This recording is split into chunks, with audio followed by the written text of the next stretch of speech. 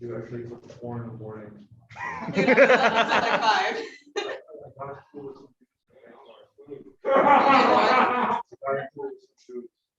What? No.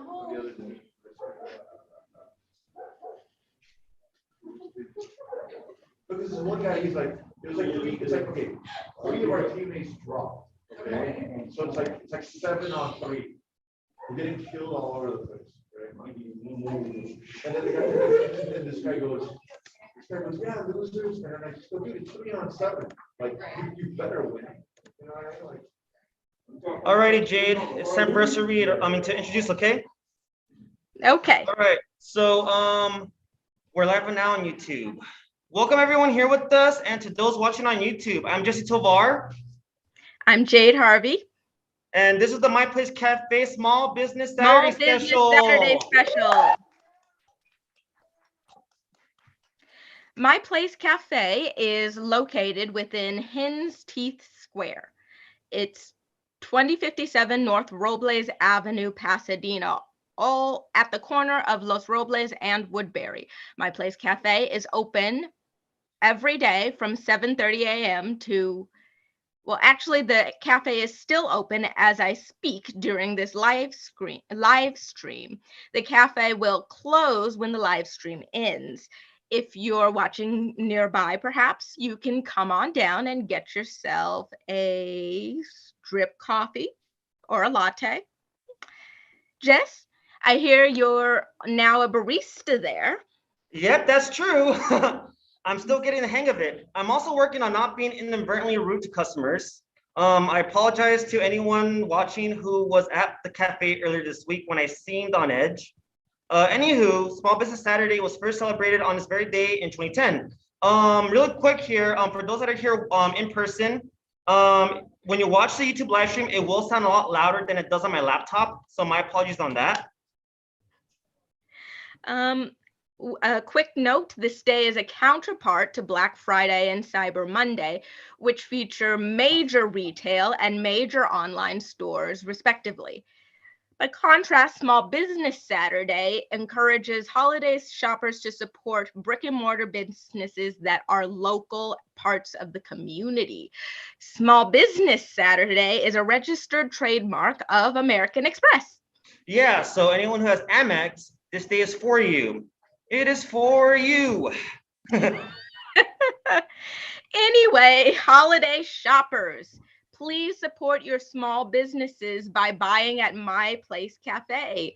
You are supporting the Robinson family, you know, Jackie Robinson. Coast to Coast Coffee Roasters, the beans My Place Cafe uses, and they even have ties to the Robinsons family. By the way, I would like to say that I'm thankful to LaTanya Smith for allowing us to have a poetry reading at this space. Yes, if you can, go on our YouTube channel, My Place Cafe Events, to see Jade Harvey read and Kevin Campbell perform. Although Jade is on the Zoom end, Jade has been here in person multiple times. Yeah, that's true. I realize Small Business Saturday occurs when people are traveling and visiting families. And also, I would like to thank everyone for asking me to co-host with you, particularly Jesse. Quick shout out. He puts all this stuff together, works very hard. Thank you for everything you do with us, for us, with Mad Mouth. And let me just say, it was fun reading together during the Black Poets Matter series. Oh, agreed, yeah. Not only is Maya Alexandria here, but the co-founder of Mad Mouth Poetry is also here, Arthur Kazakian. Mad Mouth Poetry is the reason why I asked LaTanya Smith, the owner of My Place Cafe, if I could put Maya on. I'm glad she agreed. You can watch a feature for Black Poets Matter read during on our Labor Day special on our YouTube channel as well. That person is Kevin Dublin. So Arthur Kazakian is going to read and say something about Maya. While I introduce Maya and Maya reads, I will be going around to see if anyone is interested in seeing the YouTube link to see more of what you can't see here. That's production blues for you. So please clap your hands for Arthur Kazakian.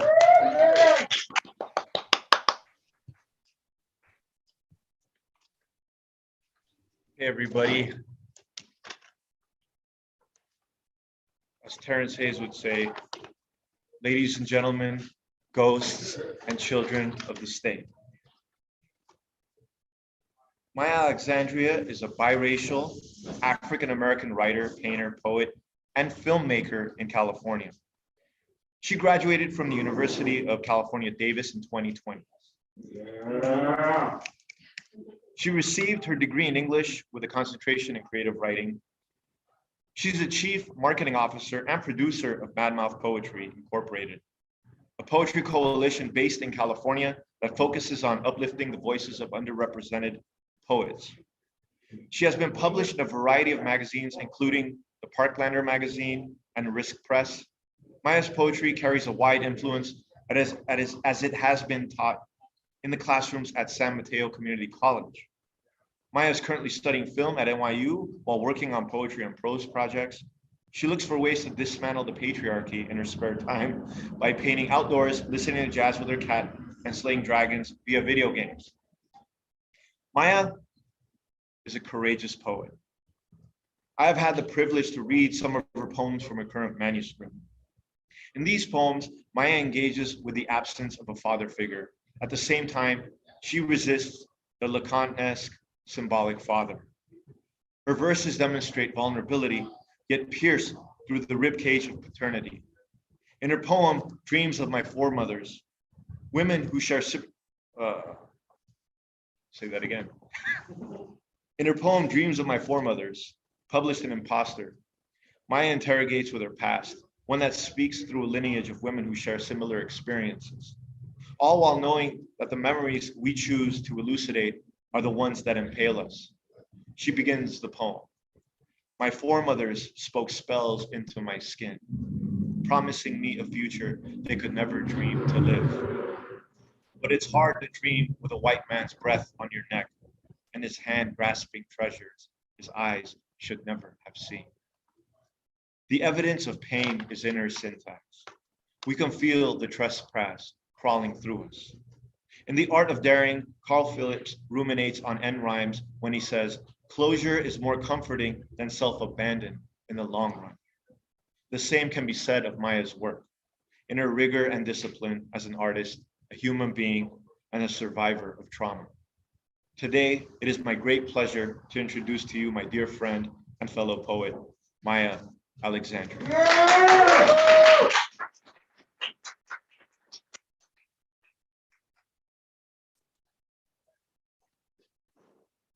Everyone, how are we doing today? I hope we're all well. First off, thank you for showing up. This means a lot to me. And thank you to all my friends that also came as well. Let me introduce myself. I am a warning. The avatar of my ancestors' wrath, head wrapped in tame red-berry vipers until I'm ready to turn hearts to stone. The curse by white men from the sea now comes full circle. Let me introduce myself. I am an illusion. True to my name, you'll fall under my spell. One day, poof, I'm gone like my father. I can't be anything else. Otherwise, how could he walk out that door? Let me introduce myself. I am a grave digger. By trade and by how I was raised, burying so deep that the devil delivered a letter asking for property taxes. I paid with more corpses from my closet. I'm Creole after all, and you can't bury anything in New Orleans. Thank you, everyone. I really wanted to introduce myself with my own words. I usually trip and stumble when I'm trying to speak about myself, but whenever I'm on the mic, I am very honest. The mic forces me to be honest. Now that I have your attention, I want to thank everyone here, my friends and family. I appreciate you so much. It's a very beautiful moment for me to see all of your faces in person for one. Everyone on the call, I feel your love. I feel your support. Thank you for showing up. Thank you, My Space Cafe, for hosting this event. It's very sacred and creative space. I'm very honored to be here, and I'm very happy to be here. Thank you, Arthur, for your wonderful words. That really did touch my heart. I knew it was going to be beautiful, but I'm very, very touched and blessed for your friendship. Thank you. So thank you, everyone. I think I've said my thank yous, but I do want to turn some acknowledgements on the stage now. We are on stolen land. We are on the Cheech land and Tonga land in Pasadena. We just recently celebrated Thanksgiving. I'm going to celebrate it in air quotes because it is a day of pain for many people who have lost their ancestral home. And as I spoke about in my poem, the white man's curse will come full circle. There will be retribution one day, and there will finally be peace, and I really believe that. I just want to take a moment, just a little bit of silence to acknowledge that, yes, we are on stolen land, we're on sacred land, to acknowledge where we are, where we came from, and where we're going. Please join me.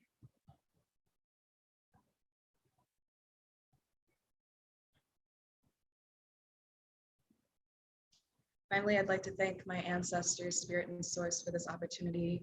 Every gift that I have in my life is given to me by the people that came before me. I'm very appreciative of that. So now that I've given my thanks and acknowledgement to this space, I'm going to begin. And once again, thank you for attending. So I'm going to begin with my body snatching set in honor of my friend who introduced me, Arthur. Arthur and I worked together on Mad Mouth, that's how we met. And I also took his body snatching workshop where he takes inspiration from other writers, much like Gravediggers. Actually, wow, that poem is really great to introduce. I gotta keep using this. Wow, so many synchronicities, I love this. And you borrow from a poet and continue the conversation through symbolism or, specific word choice or whatever you have to add to that conversation. So ironically, after that workshop, I finally got published. So take Arthur Kazakian's workshop and you can get published. Yeah. Need to start marketing that. So my first body snatching piece is forthcoming in Wrist Press. It is called A Mouthful of Disappointment. I know I exist because I eat existential jambalaya, hoping it will taste of the sage advice given to me by my papa on the bayou, while singing to crickets as soft as his willing beard kissing my cheek. But really, it tastes of hollow gumbo served on a cold spoon, stewing my brain like the mixing of car horns, speaking over my brother, telling me how our father died alone in a hospital bed. When the rice of your jambalaya reduces into roux, it's time to throw out the whole pot. Thank you so much, everyone. All right, going on with the body snatching. So this next one was published in the 44th issue of Poet Speak magazine. I'm a huge fan of their work. They have such great contributors. The staff and editors are so kind and so accommodating when you want to make a last minute revision the day before, because you're constantly working on your poems, they're constantly evolving pieces. And you also just have insomnia and you just work on stuff at like 4 o'clock in the morning. That's fine. So this one is called Fuck Civil Disobedience. This was body snatched from Gwendolyn Brooks' poem Riot. And I don't think I'm going to read Riot, honestly, but just to give you a brief synopsis, it was about what happened in Chicago after MLK Jr. was assassinated. So it was Gwendolyn Brooks' take on what was happening in the civil rights movement then, and I wanted to take it and evolve into how I view the civil rights movement now, 50, 60 years later, and we're still having this conversation. So in other words, fuck civil disobedience. Nothing is softer than civil voices over marble statues and right choices, but settling for kidney pies over organic olive branches shoulders the responsibility to children among voices calling them villains who don't believe in joint hands, but handcuffs. Yes, they were Black, but Black wasn't enough to be heard. I don't feel Black enough to be heard. Who will listen to the voice of a passing Black woman? But even I have still felt the handcuffs suffocating my wrists. 50 years later, we still can't breathe a word against white power, so we see. They were too detainable and too discreet as the Negroes coming down the street. Thank you so much, everyone. Now, The other poet I body snatched from was my namesake. Maya Angelou was my mother, it still is. Well, hopefully I'm her favorite poet now, but you know, Maya Angelou was her favorite, so I'll give that to her. She's got good taste. But in honor of my namesake, I am going to read the poem that I body snatched from her, just because one, it's too beautiful not to hear, and on the off chance you haven't heard it, I really, really hope I want you to hear it, basically. So before my poem, I'm going to begin with Maya Angelou's Still I Rise. You may write me down in history with your bitter, twisted lies. You may trod me in the very dirt, but still, like dust, I rise. Does my sassiness upset you? Why are you beset with gloom? Because I walk like I've got oil wells pumping in my living room. Just like moons and just like suns, with the certainty of tides, just like hopes springing high, still I rise.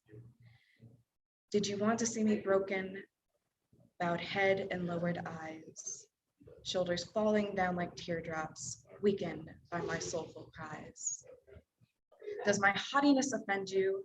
Don't you take it awful hard, because I laugh like I've got gold mines digging in my own backyard. You can shoot me with your words, you may cut me with your eyes, you may kill me with your hatefulness, but still, like air, I rise. Does my sexiness upset you?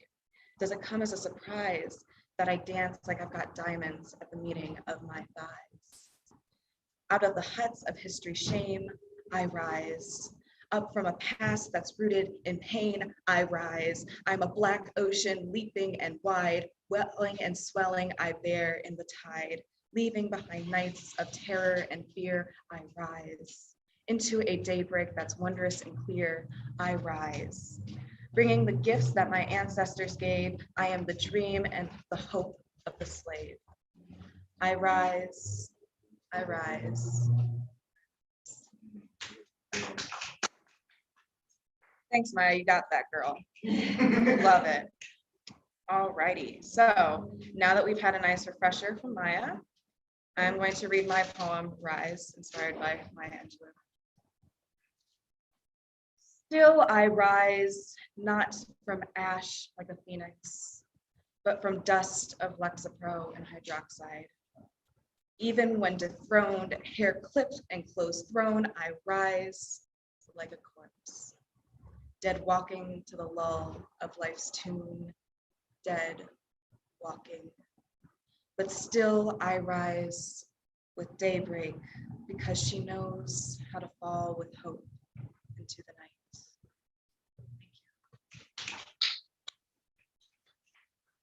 Thank you. I always love doing that, the body snatching side. I really, really do. That's it's a really, really cool experience. And if you have the opportunity, take a workshop because it is one of the best things you can do. So whenever I do a set, I try to pay homage to my family with some poetry. So this next collection is going to be focusing on my biracial identity through my family. So I'm going to begin with a poem called A Feast for Two. And it focuses on my grandfather's and my grandmother's relationship. They're divorced, but I think that even in cases of broken relationships or relationships that have drawn apart, there is still something special there. No matter what happened, there is a reason that that relationship flourished. So this kind of meditates on that. So this is A Feast for Two. My Mimi and Papa aren't married anymore. In fact, I don't think their tongues have known the spice of the other's name on their palate since before my own splendid entrance into the universe. But I'd bet you anything in the world that those two could drink from the broth of the other's Louisiana sun-dried memories and savor those chunks of Andouille dialect till the itis interrupts their feast for the last time. Thank you. I'm often told that people get hungry after my set, so definitely I should preface with get a snack from now on. So continuing on with the family and food imagery.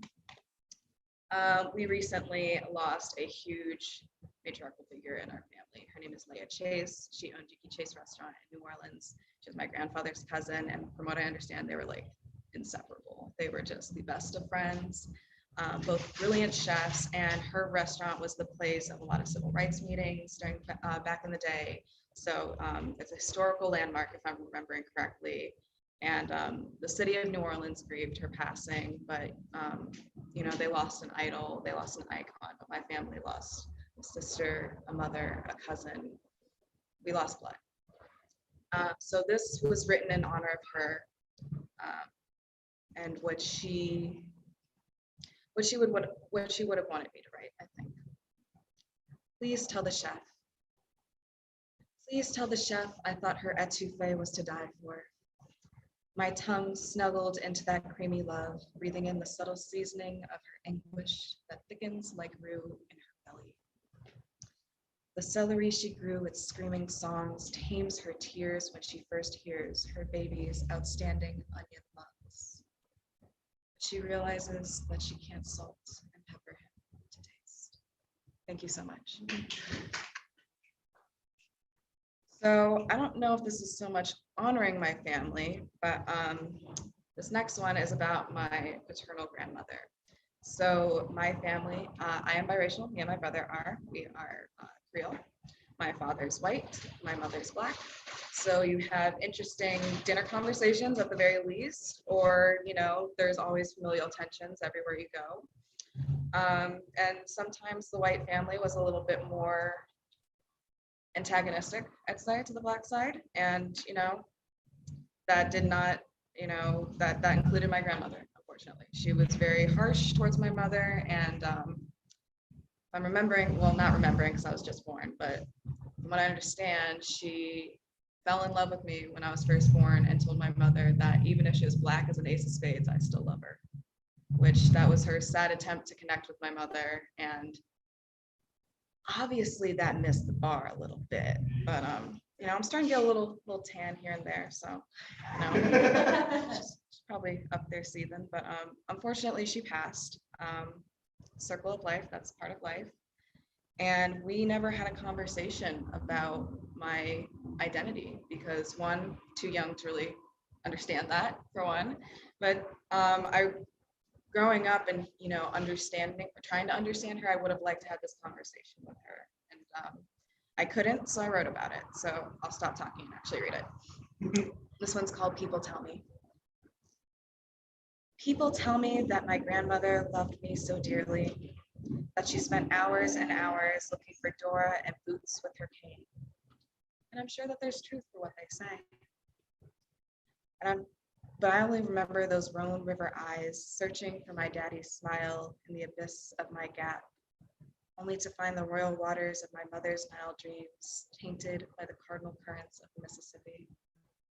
Aware of harsh waters, she saw war rise within me all those years, while trying to picture the future me, from my hips that curve like river bends to my thighs that crush like rolling rapids. You left before we had a chance to speak the words my blood and your skin argued over for centuries. And maybe that is best. Thank you, everyone. Every time I get up on the mic, I remember it's easy to be vulnerable up here because you're surrounded by so much love. So once again, thank you everyone for showing up. Thank you to My Space Cafe for making this possible. It's very appreciated. Jesse, you're doing a wonderful job with these events. We can't wait to see more. So next, we saw a lot of conflict and tension these past couple of years, especially after George Floyd's murder. In the wake of the Rittenhouse trial, I don't know what we're going to see in the future. Hopefully, we're going to see something brighter with people stepping up and trying to make their voices heard in the face of adversity, but we still have to acknowledge that, you know, racism is alive and well in this country. We're still struggling with it, even though this is such a long conversation, it needs to be spoken. So I try to speak about it a lot in my poetry, but I also acknowledge my own passing, and I acknowledge my own privilege in that. So I'm trying to learn when to speak up and to use my voice, and when my voice is best to be in the background supporting. So this poem meditates on that when I was at one of the protests in Sacramento protesting police brutality and racism in the courts. So this one's called In Their Black Brilliance. In their black brilliance, I stand by the sidelines, holding onto my breath like a camera. For I am not a suitable subject for this space, even though we're siblings in blood, we're strangers in skin. But I do what I can. I focus each breath, shift into the sun, and commemorate. Thank you, everyone. I'm going to kind of bounce back to my biracial identity a little bit with this next poem. And then I'm going to try and break it up with a little bit of a fun poem after that. So let's do one more heavy one, guys. Stick through it with me. Come on.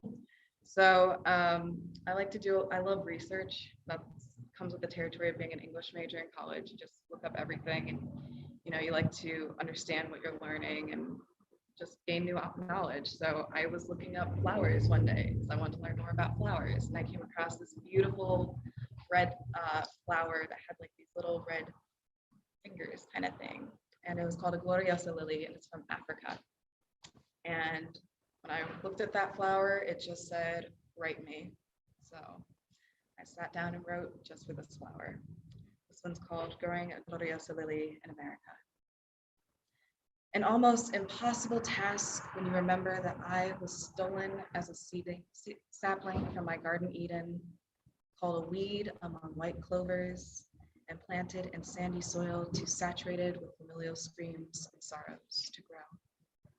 But it's still a task, and it's not impossible. My roots know the mother tongue of those screams and sorrows, still clinging to the soil, spilling secrets into my stem, pushing for me to bloom into scarlet fingers reaching towards the sky. Not fearing those weeds shadowed by my petals.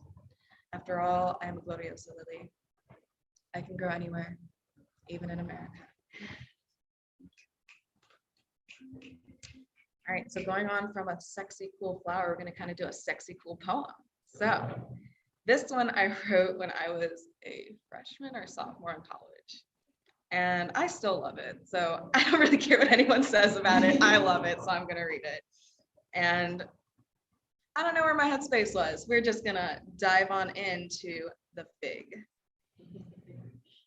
Had God not told me that you were her tree, I would not have lingered under your branches, nor stroked your trunk, or pressed my lips against your fruits, and had taken a bite from the juicy, tender fig.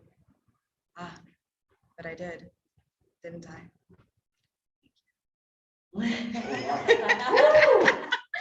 Yeah, I love that one. I really love that one. It's a great poem. Yeah, just read it on Valentine's Day. Oh, thank me later. Thank you, ideas. I will send it to you. Oh, no, I'm not doing a voice recording. Okay. So this one is going a little deeper. This wasn't in my introduction poem, but I am a proud Aquarius, the water bearer, which is an air sign. Cue the groans for the people that hate astrological stuff. So whatever, my set, not yours. And the opposite sign of Aquarius is Leo. They're two sides of the same coin. I have very many Leos in my life, and I have very intense relationships with them. My brother is a Leo. My best friend is a Leo. So many fucking Leos. You don't want to be my mom. And now Idea's mother too. So this one is called Opposite Signs. In a world that thirsts for water, it's hard for an Aquarius to transmute breath into wanted river. What I would do for a crumb of knowledge about love. Teach me, Leo, to prey upon the heart. I cannot cross the cosmos the way you do for the slightest whiff of retrograde. Teach me how to feast upon the fire already burning inside of me. Thank you. I guess that's kind of a sexy poem too, so that works. Cool. Is it sexy? Ooh. I need to make a sexy set, guys. Yes. Maybe I'll do a collection of sexy poems. That's what I should do.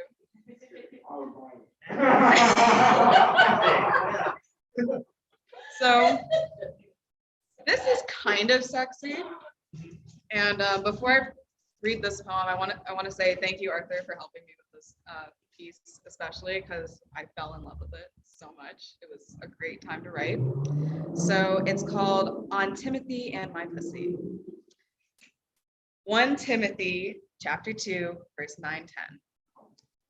Likewise also that women should adorn themselves in respectable apparel, with modesty and self-control, not with braided hair and gold or pearls or costly attire, but with what is proper for women who profess godliness with good works.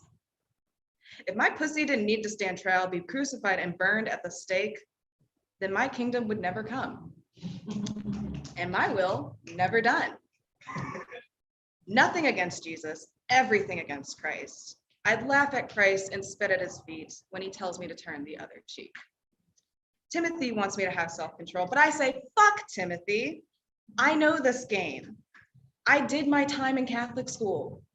I know this version of heaven wants me threaded in men's image. Besides, in the cold, I wear my father's shirt like a jacket because it will never be enough against a summer breeze. Thank you. No, it's okay. Completely fine. Don't worry. Okay, so I think we're gonna move from the fun, sexy poems to sad poems again. Nice little. Yeah, let's get sad. Love that. Thanks, Ruth. Love the support. This is awesome. So Arthur introduced this poem in the introduction, and it has a very special place in my heart. When it found a home in Imposter Journal, it made my entire year. All the other publications, of course, super important, but this one is really important to me because it transcends time. As a biracial person who has gone through this trauma and aware of the historical traumas that women faced in my family, it kind of makes us all on the same timeline in a way. So I feel very connected to my female ancestors because of this. So this one is called Dreams of My Foremothers. My foremothers spoke spells into my skin, promising me a future they could never dream to live.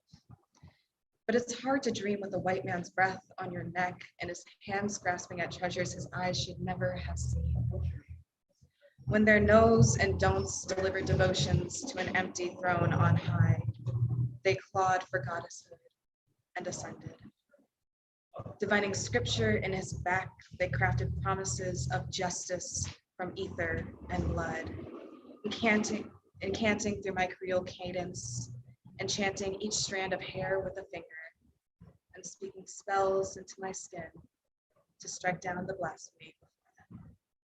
Incognito growing against the white ego, I am their wildest dreams come alive.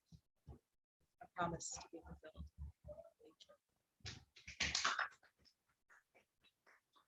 So as you can see from that poem and the one I introduced myself with, I do believe I am retribution for the white man in this modern time. Absolutely. In my chat book. Oh yeah, absolutely. White man's retribution, Maya edition. Yeah, let's take on the man. Let's all gather together with our poems and take on the man. Absolutely. That poem, Bring their katana, bro. All right. that poem has me getting flashbacks from all the years of nuns. Jade, I think you're on unmuted. Oh, There we go. Okay. So going off of that, so from trauma, you gain these wonderful little buddies that you call mental illnesses. So I have anxiety, PTSD, and probably a whole other slew of undiagnosed stuff. That's fine. I don't need to know their names yet. So I'm going to be meditating on these next couple poems. So I'll first start off with the PTSD perspective, and I do want to talk about PTSD for a moment. There is a reason why I consider myself, not so much now, but I was for a point in time, The Walking Dead. I was just a shell of a person. It was just cold, trying to fill this emptiness inside you, and you're just kind of on this weird frequency and vibration in life. You're just going through the motions kind of thing. So I really wanted to show how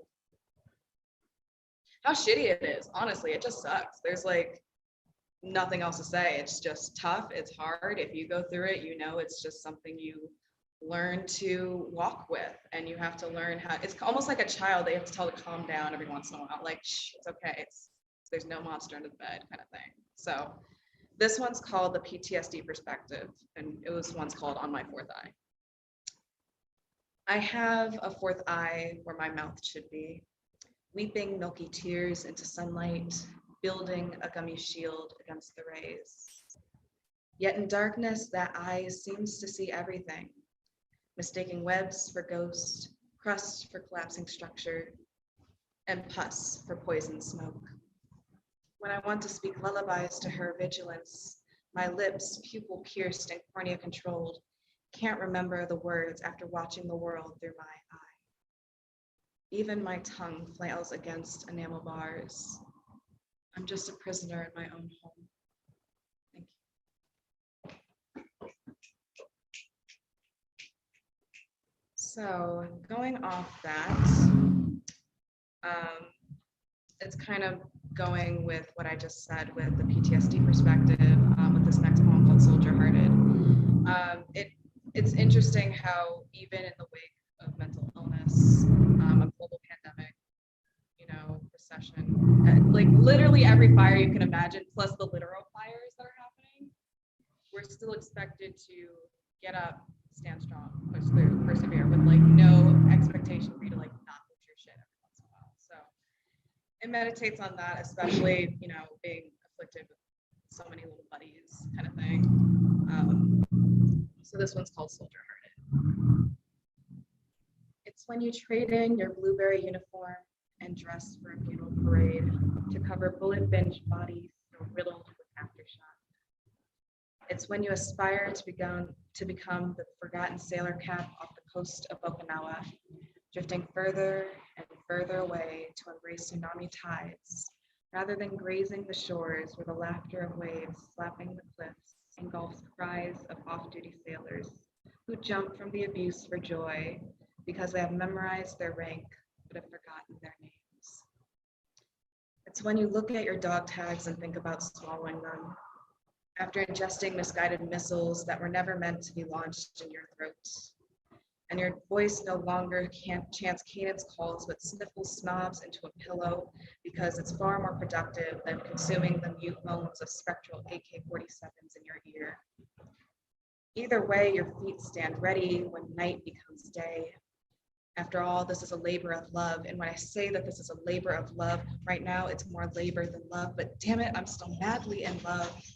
So I'll labor for that love until love is no longer a labor. Because no soldier left behind. Aim high, fly, fight, win. Always ready, always faithful, always courageous. Thank you. That one's a little older, but it still hits pretty hard every time I read it. So I get a little emotional after this, I'm sorry. So I wasn't originally going to read this, so that's why it's not placed correctly in this set, but I want to read it to remind myself of the growth that I faced after suffering trauma in my life. And this one has a essay trigger warning, so I just want to give that out there. So if you need a moment, please pause, mute, whatever you need. I understand the space is sacred and safe. In the forest. In the forest, the bear brawled for my honeypot that it so eagerly sought, with those grasping growls silencing my silent pleas. That vigor-blind bear pried the pot I tried to protect and didn't savor a single drop. It was my honeypot and mine to share, but not with a beast who didn't care. Thank you. So if you muted, you're good now. It's safe. And I think I'm gonna wrap up with one of my first poems, actually, just as a almost like a full circle moment. I wrote this in my first workshop class in college. And oh my God, it was horrible. That was the scariest workshop class of my life. Everyone was really mean and super into their stuff and did not read anyone else's work or tried. And of course, there were a couple kids that did, but the ones that really stand out and traumatize me, the ones that were like just so disingenuous. And I kind of locked away this poem for a little bit where I was like, yo, I was really proud of this because it was like a first real poem kind of thing.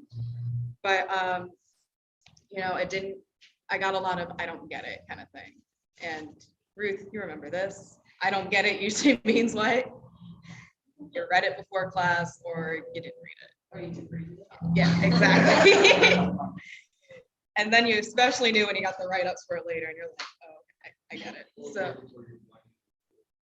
or what was that Arthur? Blinded with privilege, yep. That too, for sure. But I'm gonna read this because I'm still proud of it. I love it. My very dear friend, who I want to give a shout out to, Hector Sanchez, phenomenal writer, by the way. Check out his work. He actually taught it in one of his classes at San Mateo Community College, and that was a dream of mine that I just wanted to be taught, kind of thing. Oh, yes. I never, yeah, it feels great, right? Yeah, it's amazing, and it just, you know, befriend people that make your dreams come true, honestly, because they are the most special individuals. I have nothing but love for him. Even before that, you know, he's one of my closest friends. So I'm going to stop gushing because he hates that, but deal with it. I love you. So this one's called Tapestry. I want a tapestry woven of thread, fiery scarlets and violet hues, so that I may use it to shield my bed. And you said to me, nothing less would do. We toiled with those united hands and hearts, and eventually our minds were lost. We experienced a world filled with art, but too close to the spindle the threads crossed. So our clumsy hands knotted our piece. Tears welled up from all the work we had done. Nothing could be saved. Our time had now ceased. As tears fell, we cut the threads one by one. Separately, we picked up those loose threads, knowing ours would never cover my bed. Thank you. Thank you so much, everyone. This is truly an honor and a blessing. I appreciate everyone. Sorry for a couple hiccups on my end. I'm still really nervous doing this, but I appreciate the love. I feel it. You guys are all so special, so amazing. Again, Arthur, thank you so much for that introduction. Thank you. Ruth, you're amazing. You're the bestest friend ever. She let me stay here so I can stay at her place so I could, you know, come out and do this. So snaps to Ruth. Ideas. Yeah. Ideas. You're always pulling through, always showing up, always supporting. Really appreciate it. Thank you so much. Yeah. My cousin Eric, thank you for showing up. Family, I appreciate you. Huge blessing. And Jesse, thank you so much. To all yous out there, thank you for attending this reading. Have a great day. Thank you.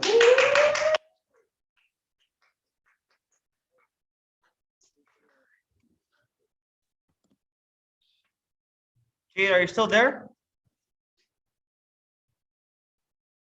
I'm sorry for interrupting earlier. I'm sorry.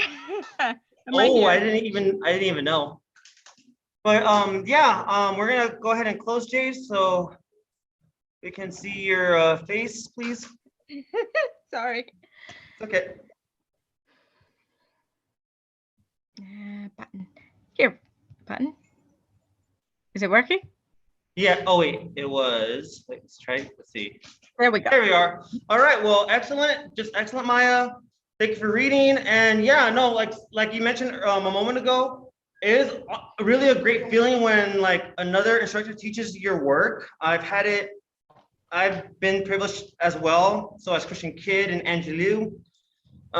We thank Evan Kendall for that because that was the professor that has taught us. And thank you, Arthur, who is a professor, by the way, for introducing Maya.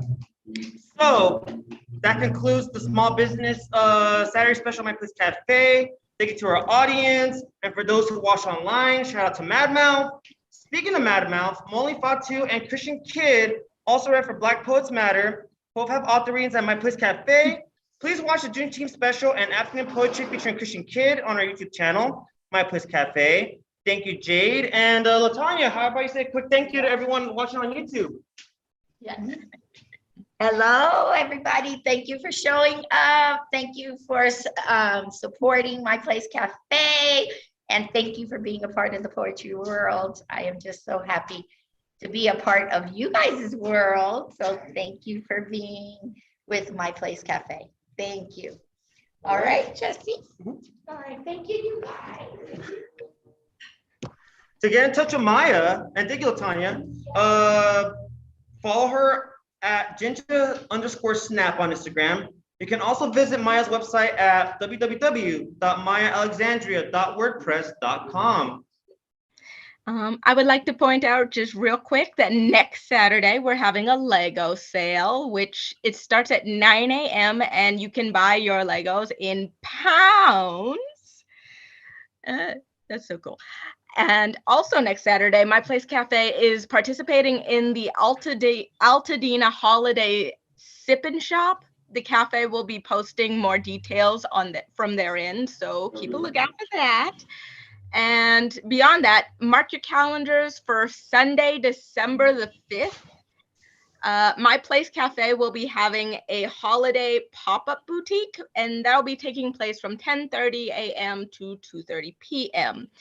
Emily Sunez from the Joshua Tree Paint and Sip will be selling paintings, prints, and ornaments. There's also going to be a bunch of other vendors selling stationery, photography, vintage clothing, etc.